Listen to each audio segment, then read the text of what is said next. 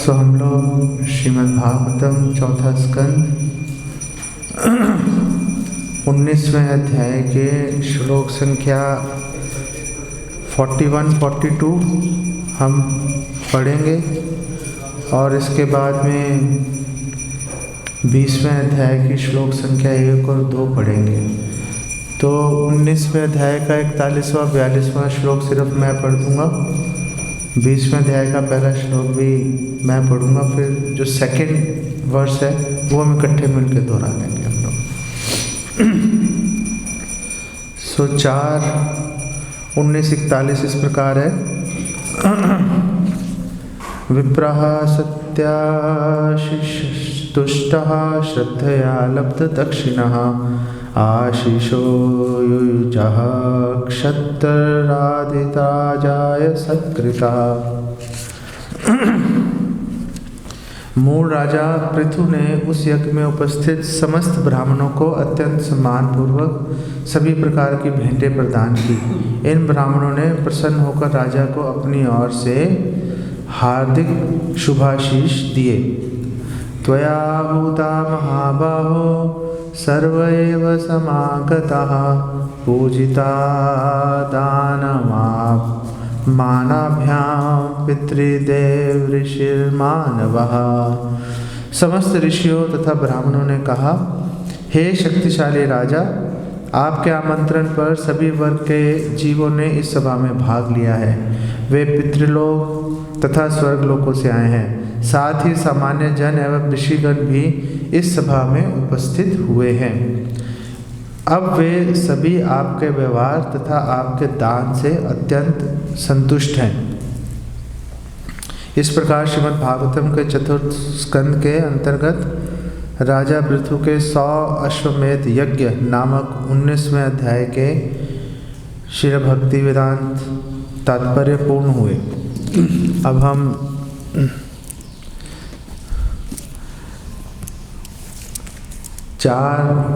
चौथे अध्याय के 20वें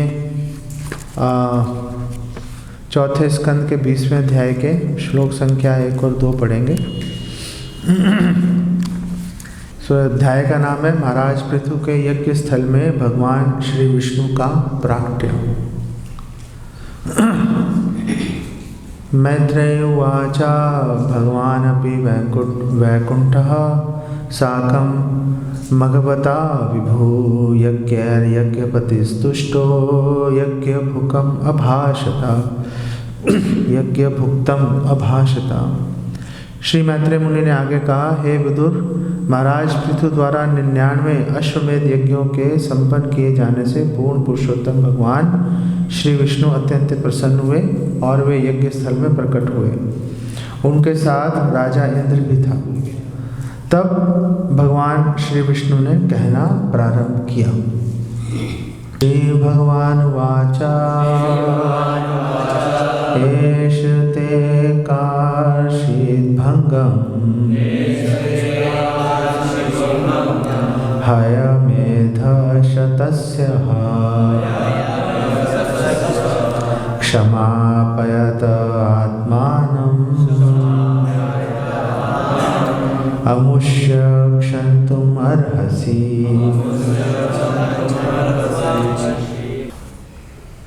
अनुवाद। पूर्ण पुरुषोत्तम भगवान श्री विष्णु ने कहा, हे राजा पृथु, स्वर्ग के राजा इंद्र ने तुम्हारे 100वें यज्ञ में विघ्न डाला है। अब वह मेरे साथ तुमसे क्षमा मांगने हेतु आया है, अतः उसे क्षमा कर दो। तात्पर्य। इस श्लोक में आत्मानम शब्द अत्यंत महत्वपूर्ण है। योगी तथा ज्ञानी एक दूसरे को अथवा सामान्य पुरुष को भी आत्मा कहकर संबोधित करते हैं, क्योंकि अध्यात्मवादी पुरुष जीवात्मा को शरीर कभी नहीं मानता। चूँकि आत्मा पूर्ण पुरुषोत्तम भगवान का अंश होता है, अतः आत्मा तथा परम आत्मा में गुणात्मक अंतर नहीं होता, जैसा कि अगले श्लोक में बताया जाएगा। शरीर तो बाह्य आवरण मात्र है, अतः उन्नत अध्यात्मवादी व्यक्ति एक आत्मा तथा दूसरे आत्मा के बीच भेद नहीं देखता। आजानुलंबित भुजौ कनकावदातौ संकीर्तनैक पितरौ कमलायताक्षौ विश्वम्भरो द्विजवरौ युग धर्म पालो वंदे जगत प्रिय करो करुणावतारो। वंदे श्री कृष्ण चैतन्य नित्यानंदो सहोदितो गौड़ोदय पुष्पंदो चित्रो छंदो तमोनुदो पंचतत्वात्मकं कृष्णं भक्तरूप स्वरूपकं भक्तावतारं भक्ताख्यं नमामि भक्त शक्तिकं। श्री कृष्ण चैतन्य प्रभु नित्यानंद श्री अद्वैत गदाधर श्रीवासदि गौर भक्तवृंदा। हरे कृष्णा कृष्णा कृष्णा हरे हरे, हरे राम राम राम हरे हरे। ये जो प्रसंग चल रहा है कि राजा पृथु ने 100 अश्वमेध यज्ञ करने का प्लान किया और 99 पूरे भी कर लिए, क्योंकि शक्तावेश अवतार हैं। और 100वें के अंदर इंद्र ने आके उसको भंग करने का कोशिश किया। तो यहाँ पर 2 भगवान के भक्तों की बात चल रही है। दोनों ही जो पृथु महाराज हैं वो भी भगवान के भक्त हैं, शक्तावेश अवतार हैं। इंद्र जो हैं वो भी भगवान के भक्त हैं, भगवान के बड़े भाई हैं। भगवान उनके हाथ से आरती स्वीकार करते हैं, उनके हाथ से खाते हैं भगवान। नहीं, उपेंद्र, उप इंद्र, उनका नाम ही भगवान का एक है, उप इंद्र, इंद्र से छोटा नहीं, इंद्र से छोटा। भगवान स्वीकार करते हैं। और इंद्र का जो पद है वो भी मतलब कम महत्वपूर्ण नहीं है। सारे देवी देवताओं को ठीक से मैनेज करना, और देवता भी एक से एक भयंकर हैं। सूर्य देव हैं हमेशा गुस्से में रहते हैं, चंद्रदेव अलग चल रहे हैं, वो अग्निदेव, हाँ, जिसको छुएंगे भस्म कर देंगे।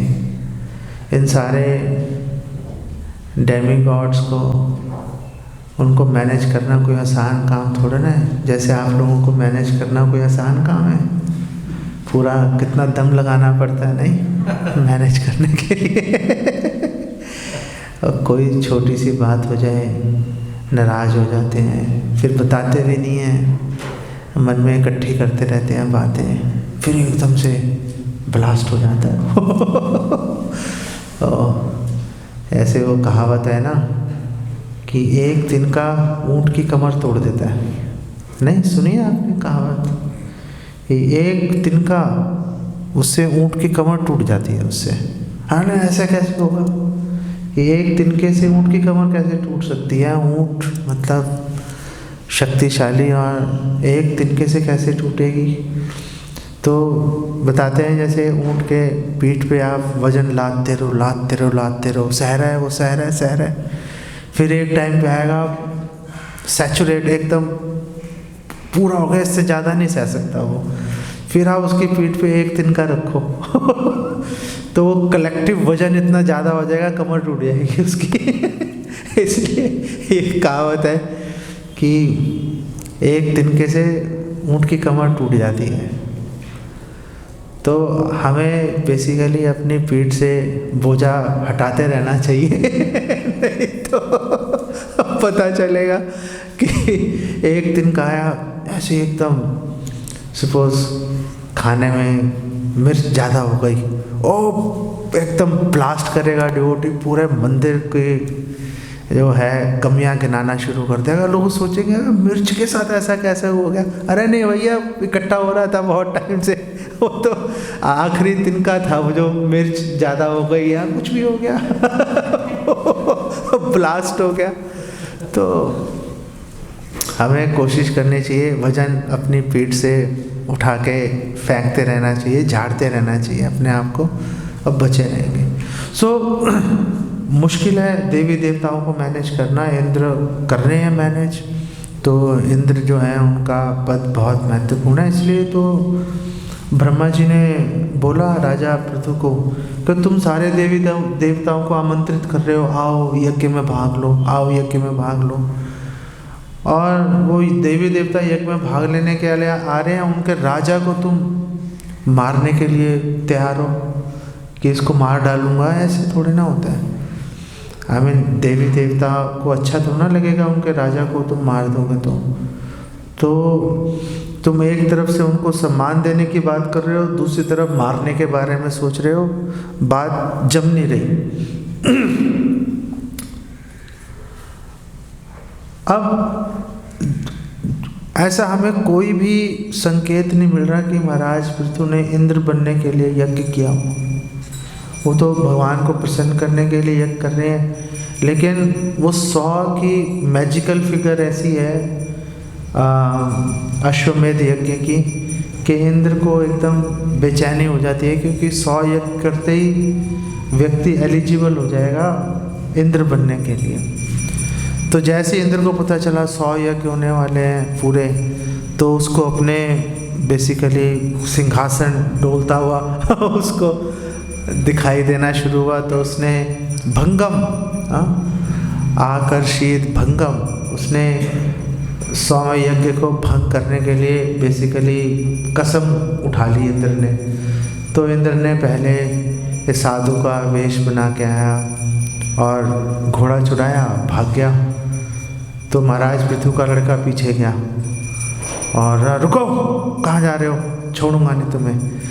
तो जब इंद्र को मारने लगा उनका लड़का महाराज पृथु का, तो उन्होंने देखा ये तो सन्यासी की ड्रेस डाली हुई है, सन्यासी को कैसे मारेंगे, नहीं।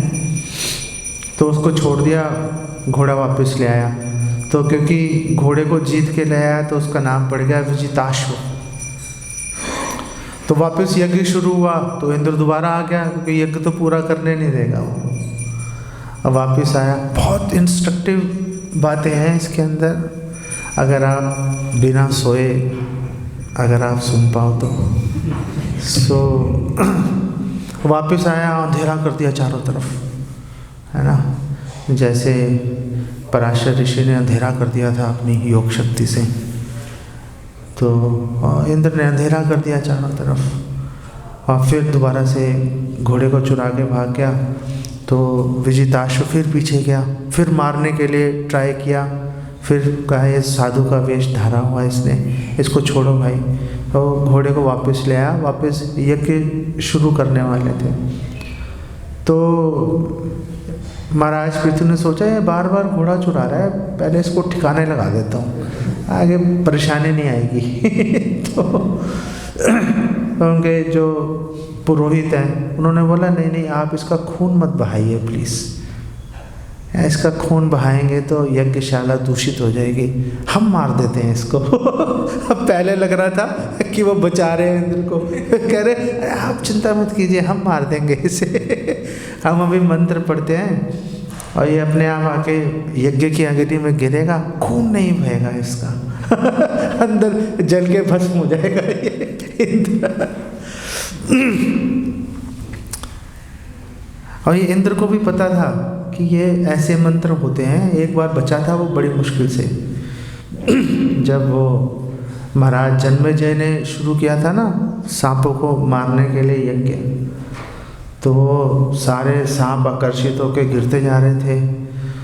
तो जन्मेजय ने वो पुरोहित को कहा तक्षक कहाँ है, इतने सारे सांप मार दिए, जो मेन आदमी जो विलेन है वो तो तुमने मारा नहीं अभी तक, उसको भी खींच के लाओ। और तक्षक जाके स्वर्गलोक में इंद्र के पास छुप गया था, फ्रेंड्स थे दोनों। तो उसने वो पुरोहित ने मंत्र पढ़ा उसको तक्षक को आकर्षित करने के लिए, आजा भाई तेरा नंबर भी लग गया अब। तो तक्षक खींचना शुरू हो गया अग्नि की तरफ। अब कैसे बचेगा, तो कुछ चीज़ को पकड़ रहा है, पकड़ नहीं पा रहा, छूटती जा रही है हाथ से। तो इंद्र के गले में कुंडली मार ली उसने। तक्षक इंद्र के गले में लिपट गया।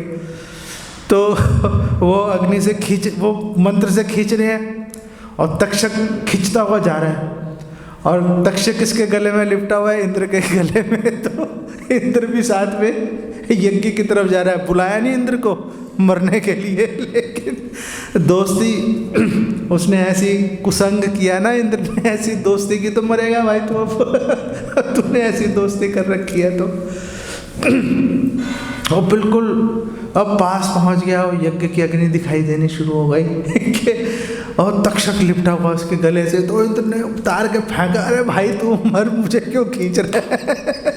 तो ये दोस्ती निभाई इंद्र ने। तो इंद्र को पता था कि वो तो खैर तक्षक भी नहीं मरा, तक्षक को भी बचा ही लिया, वो भी यज्ञ रोक दिया था। तो इंद्र को पता था ये जो मंत्र होते हैं ये मार के छोड़ेंगे बेसिकली। तो इंद्र गया होगा फिर भगवान के पास, बचाओ। पहले नहीं गया वो, अब चला गया भगवान के पास में। तो ब्रह्मा जी आए, ब्रह्मा जी ने महाराज पृथु को जो बातें बोली उसके अंदर बहुत ही रहस्य उसके अंदर भी छुपे हुए हैं। तो ब्रह्मा जी ने बोला प्लीज़ आप यज्ञ रोको, आप ये क्या आहुति डाल के, मतलब पूरा वो जो एक एम्बियंस, एक पूरी चेतना चेंज हो गई ना। कहाँ पे यज्ञ हो रहा था भगवान को प्रसन्न करने के लिए, और कहाँ फोकस हो गया कि इंद्र को खींच के लाएंगे इसके अंदर यज्ञ अग्नि में डाल के मारने के लिए। पूरा कॉन्सेप्ट चेंज हो गया, चेतना पूरी बदल गई। तो जो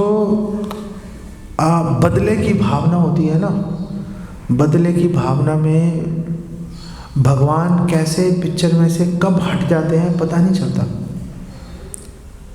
महाराज पृथु को भी पता नहीं चला कि कब भगवान विष्णु की प्रसन्नता एक किनारे पे लग गई और अब मंत्र पढ़ रहे हैं। जो यज्ञ हो रहा था भगवान को संतुष्ट करने के लिए, उस यज्ञ का उपयोग होने लग गया इंद्र को मारने के लिए।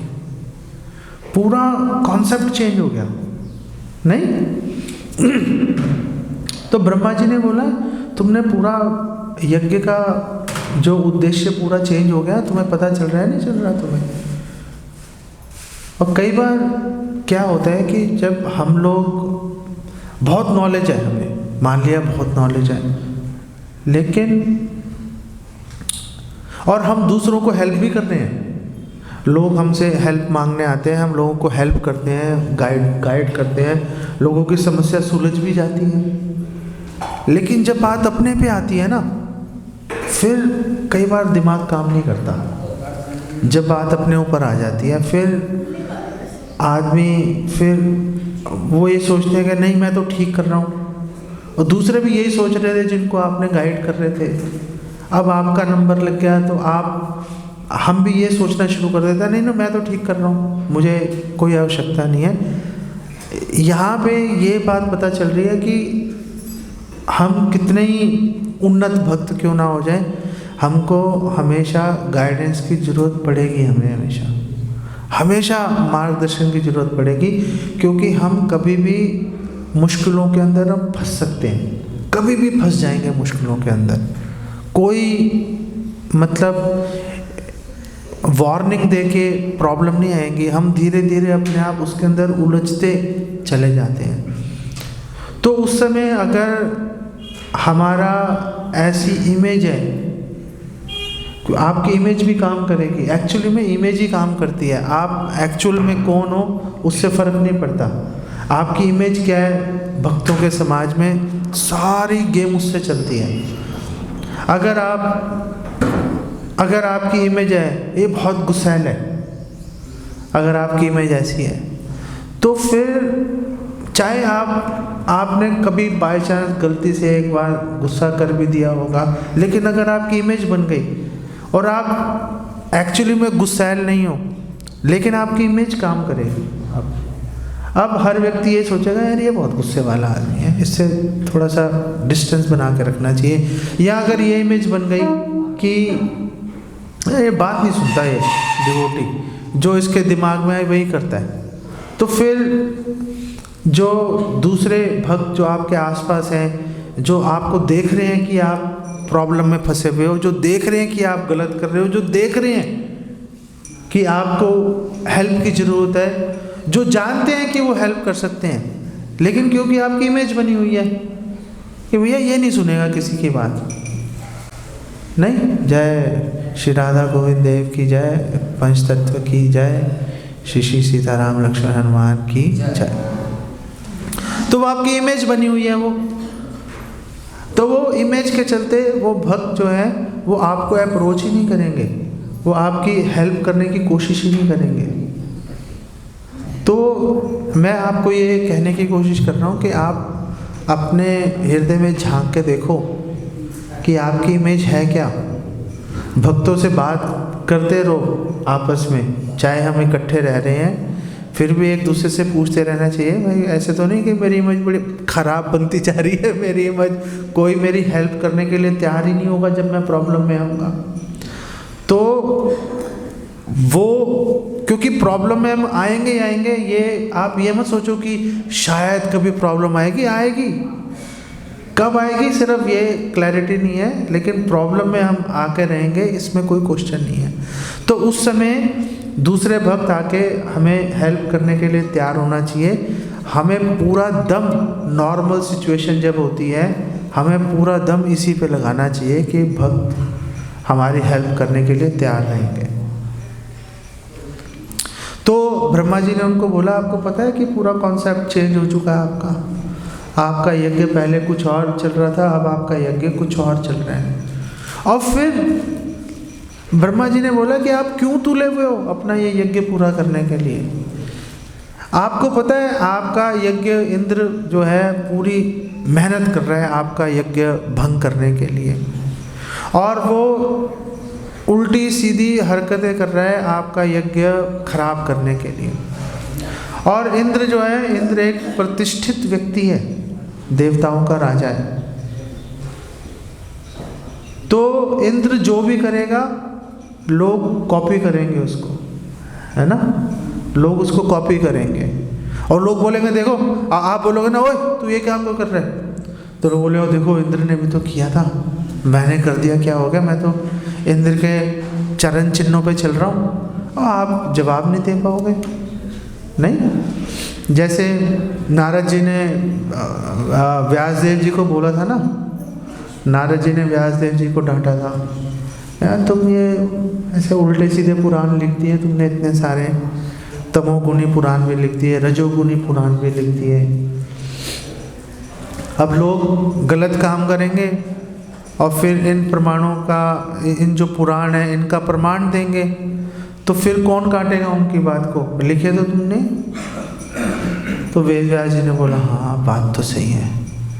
तो फिर नारद जी ने बोला ये अमल पुराण भी लिख दो भाई एक। तो उन्होंने भागवतम लिखी, तो उनका मन भी शांत हुआ। तो ब्रह्मा जी ने बोला कि क्योंकि तुम तुले हुए हो ये यज्ञ को पूरा करने में, इसलिए इंद्र जो है इतनी गलत काम कर रहा है, ढोंगी साधु बन के आ गया। उससे पहले ढोंगी साधु कहाँ थे? और श्रील प्रभुपाद बोल रहे हैं कि ढोंगी साधु शुरू हुए ये प्रकरण के बाद में, पहले नहीं लोग ऐसे करते थे, सन्यास का वस्त्र डाल लिया, ऐसे नहीं होता था भैया, जो सन्यासी होगा वही डालेगा सन्यास का वस्त्र। लेकिन इंद्र ने ऐसी प्रथा शुरू कर दी कि लोगों ने पालन करना शुरू कर दिया। और फिर ब्रह्मा जी ने जो ये बात बोली उससे दो मतलब और निकलते हैं। ये पहला मतलब ये निकलता है कि अगर तुम यज्ञ पूरा करने में तुले रहोगे तो इंद्र और उल्टी सीधी हरकतें करता रहेगा। तो ऑलरेडी इंद्र ने ढोंग इंट्रोड्यूस कर दिया समाज के अंदर, और वो और नई नई तिकड़ में लगाएगा, लोगों को और सुविधा मिल जाएगी गलत काम करने की। दूसरी बात इससे हम ये समझ सकते हैं कि ब्रह्मा जी ने महाराज पृथु को बोला, हालांकि महाराज पृथु सही है, महाराज पृथु सही है, अब यज्ञ कर रहे हो भगवान की प्रसन्नता के लिए, क्या प्रॉब्लम है भाई, क्या प्रॉब्लम है? भगवान की प्रसन्नता के लिए करना ही चाहिए यज्ञ। भोक्तारम यज्ञ तपसाम सर्वलोक महेश्वरम, शांति का कारण है ये बात समझना। और पृथु महाराज कर रहे थे तो क्या गलत कर रहे थे? पृथु महाराज यज्ञ शुरू करने में गलत नहीं थे, गलत वो तब हो गए जब वो उस यज्ञ को पूरा करने में तुल गए, दूसरे लोगों को प्रॉब्लम होने के ऊपर भी। आप मेरी बात समझ रहे हो? शुरुआत उन्होंने ठीक की थी, लेकिन अब वो तुल गए थे उसको पूरा करने के लिए, तो वहाँ पर एक प्रॉब्लम खड़ी हो गई। इसी तरह से जो आप सब भक्त हैं, हर चीज़ को अपने ऊपर लगाने की कोशिश करो। हर चीज़ को अपने ऊपर लगाओगे तो फिर मज़ा आता है उसके अंदर।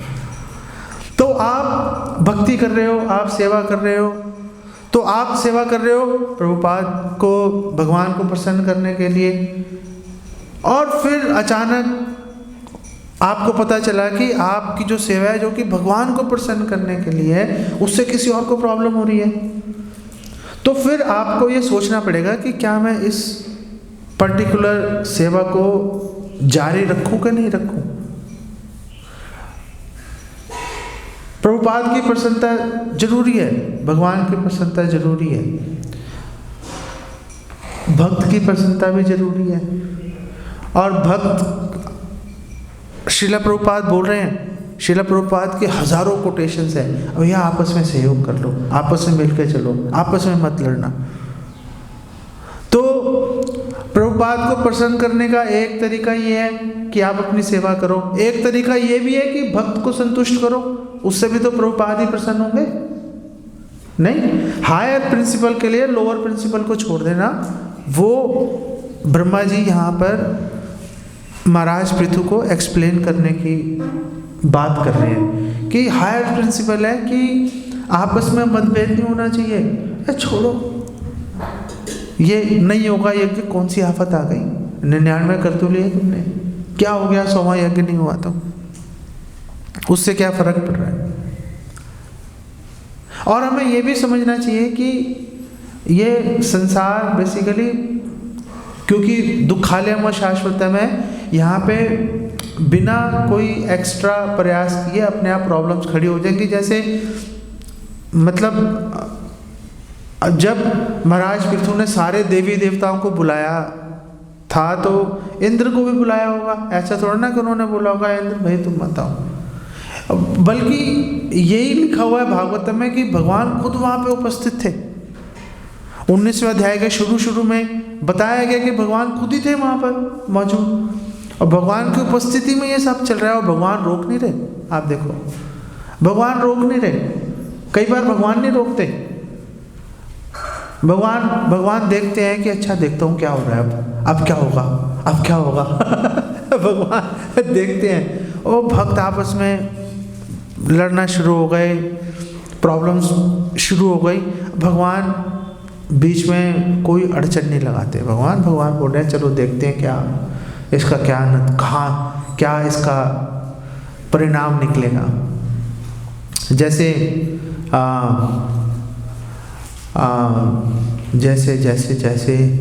जैसे अश्वत्थामा ने पांडवों के 5 पुत्र सोते हुए मार दिए। अब भैया गलत किया तूने, मार दिए। अब अश्वत्थामा मरेगा तो बाद सबके मन को शांति हो गई। अर्जुन अश्वत्थामा को पकड़ के भी ले आए। तो अब अर्जुन ने भगवान कृष्ण से पूछा, भगवान कृष्ण वहीं पे खड़े थे, तो अर्जुन ने पूछा भगवान कृष्ण से कि हे भगवान क्या करूं। भगवान कृष्ण ने कहा मार दो इसको मार दो भाई इसको इसने इतना जघन्य काम किया। अर्जुन ने द्रौपदी की तरफ देखा तो द्रौपदी ने बोला मत मारो। जैसे मैं अपने बच्चों के लिए तड़प रही हूँ, दुखी हो रही हूँ, ऐसे इसकी माँ भी दुखी होगी, तो मैं एक माँ को क्यों दुखी करूँ, इसको मत मारो। अर्जुन बीच में फंस गया। भीम बोल रहा है, भीम कह रहा मार दो। नहीं, अब भगवान खुद खड़े हैं वहाँ पर और भगवान खुद कह रहे हैं कि मार दो। धर्मम तु साक्षात भगवत प्रणीतम, भगवान की वाणी धर्म है।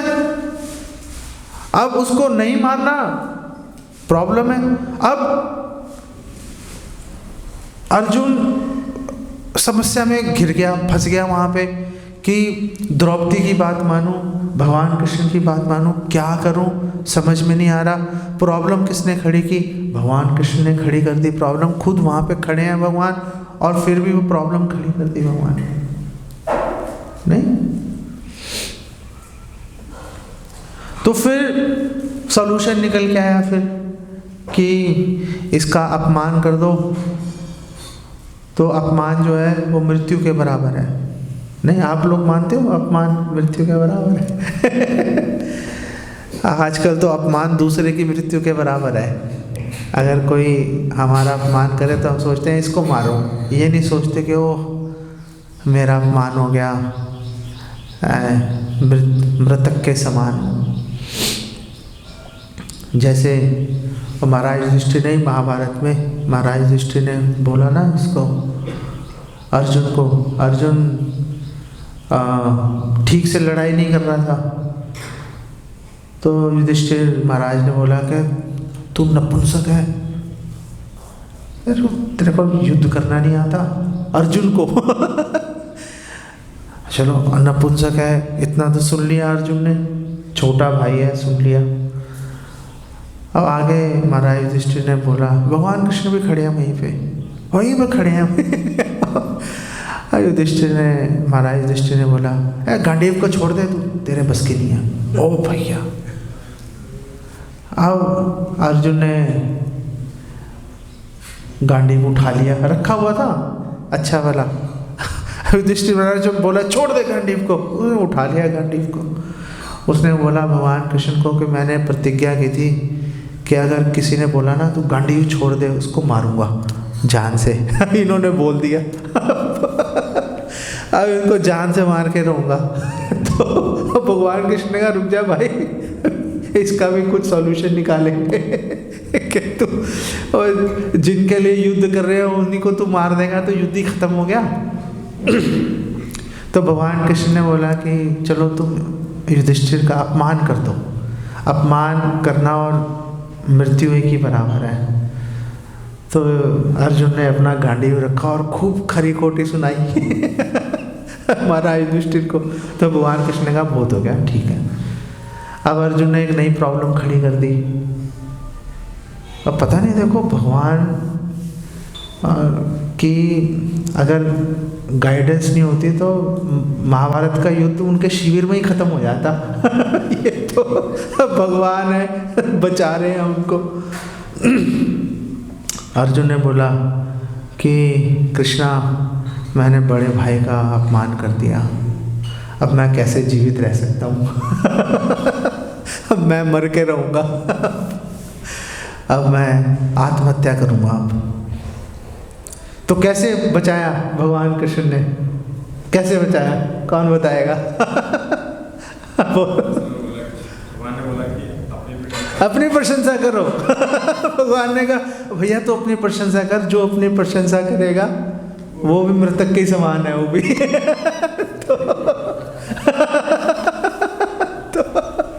तो अर्जुन ने फिर अपने कसीदे पढ़ने शुरू किए। थोड़ी देर झेलते रहे अर्जुन की बातों को, फिर भगवान ने कहा बस हो गया, ठीक है, बात खत्म हो गई। तो यहाँ तक हम पहुँचे कैसे थे? मृतक तक अपमान करें, चलो है नहीं, आओ पता नहीं कैसे पहुँचे थे। हाँ हाँ, तो अश्वत्थामा को, हाँ थैंक यू, अश्वत्थामा का उन्होंने बोला इसका अपमान कर दो तो ये मरे के समान है। तो उसका वो जूल जो मणि उसकी निकाल ली और उसके बाल टेढ़े उल्टे सीधे काट दिए और उसको बोला आ यहाँ से, अब किसी काम का नहीं है तू। तो अब भगा दिया उसको वहाँ से। तो यहाँ से भगवान ने इस प्रसंग से हमें शिक्षाएं दी भगवान ने। और भगवान ने क्या शिक्षाएं दी? भगवान ने ये जो स्पेशली अश्वत्थामा का जो प्रसंग था उससे भगवान ने शिक्षा दी कि आप अगर न्याय करना चाहते हो और न्याय के अंदर अगर दया का भाव नहीं है तो फिर न्याय नहीं रह के क्रूरता बन जाता है। तो अगर आपके हाथ में न्याय करने का अवसर आए तो दया को, कृपा का भाव छोड़ नहीं सकते। उसको छोड़ा तो आपका न्याय अन्याय बन जाएगा, पहली बात है ना। क्योंकि द्रौपदी जो है वो उसकी माँ का भी ध्यान रख रही थी कि उसकी माँ को दुख नहीं होना चाहिए। माँ को ये तो सांत्वना है ना कि जीवित है मेरा पुत्र, प्रॉब्लम में है लेकिन चलो जीवित है। और दूसरी, भगवान ने यहाँ पे वो शिक्षा दी इस प्रसंग के माध्यम से कि जो सिंबॉलिक पनिशमेंट है वो मृत्यु से ज़्यादा खतरनाक होती है। आपने किसी को मार दिया, मर गया, बात खत्म हो गई, लेकिन अगर वो अपराध बोध के साथ पूरा जीवन बिताएगा, वो ज़्यादा भारी सज़ा उसको माना जाता है। और तीसरी बात जो भगवान ने यहाँ पर दिखाई, क्योंकि भगवान तो कहते मार दे अश्वत्थामा को, तो धर्म है मारना, लेकिन उसको नहीं मारा गया जान से। तो भगवान ने ये बताया इस प्रसंग से कि जो धर्म है, धर्म बहुत सूक्ष्म होता है, और धर्म जो है वो सही गलत एक रिजिड, एक संकुचित दायरे के अंदर धर्म का अभ्यास नहीं किया जा सकता। धर्म का अभ्यास करने के लिए बहुत बुद्धि और बहुत मार्गदर्शन चाहिए। आप ये नहीं कह सकते कि ऐसा करना ही धर्म होगा, सच बोलना ही धर्म है या झूठ बोलना अधर्म है। नहीं, ऐसी सिचुएशन भी आएगी कि सच बोलना अधर्म हो जाएगा और झूठ बोलना धर्म हो जाएगा।